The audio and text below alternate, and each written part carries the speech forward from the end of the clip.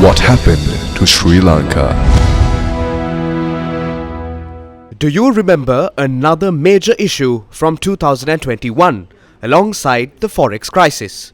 The fertilizer ban. The consequences of that ban are still being felt today. But that is not the issue we are focusing on. The real controversy erupted with the importation of nano nitrogen fertilizer just as the chemical fertilizer ban was enforced. It wasn't the fertilizer itself that raised eyebrows. It was the deal behind it. The nano nitrogen liquid fertilizer was manufactured by an agriculture cooperative in India.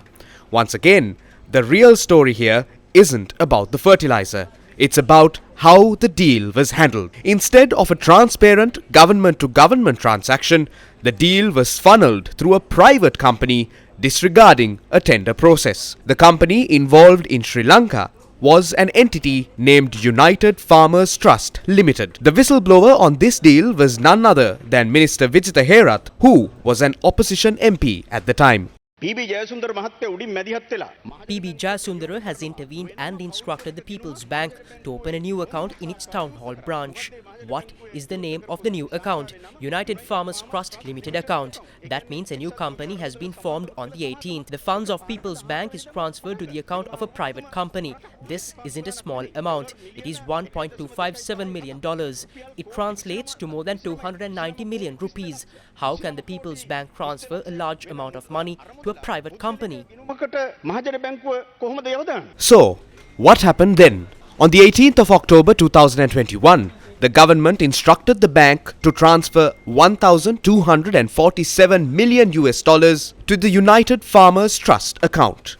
But here's the twist. The letter did not specify any account number. Within days, the company opened its account at the Bank of Ceylon.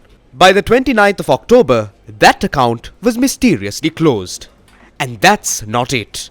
In October 2021, the cabinet had originally decided to import the fertilizer directly from the Indian manufacturer.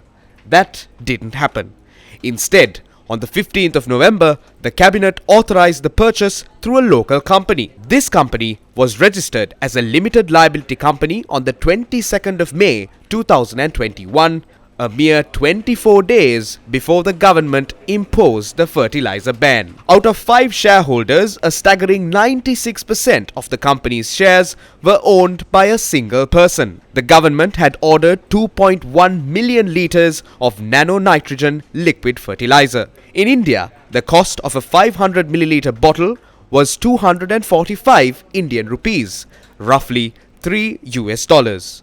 But when the fertilizer reached Sri Lankan shores, customs declared the price at $5.25 per bottle. However, the company that was hastily registered turned around and sold the bottles to the government for $12.45 each, roughly 2,520 rupees according to the exchange rate at the time. As we continued to shed light on this matter, the price per bottle, which stood at $12.45 was reduced to $10.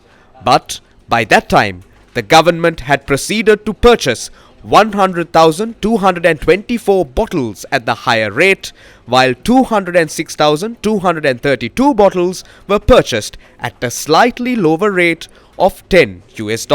The total cost then surged to over 700 million rupees. The deal struck by the government with this hastily incorporated company was also dubious. The agreement said that the intermediary company would bear all expenses up to the point of delivery at the warehouse. However, it later adds that conditions stipulated through a letter issued prior to drafting the agreement are what should be imposed, making it clear that additional charges such as custom duties, taxes and other hefty fees were being passed on to the government. In short, taxpayers were left to foot the bill. And add to this, these fertilizers were urgently airlifted into the country, again at taxpayer expense. This is one deeply questionable transaction. Now, Several key figures involved in this deal are being accused of having political connections and engaging in financial transactions. These claims will be further examined in the days to come. But one thing is clear. The public is demanding accountability. They want to see the law enforced against those responsible for these financial crimes. If investigations go ahead, we will be able to uncover the deals that have caused harm to our nation and its people. The power of the people.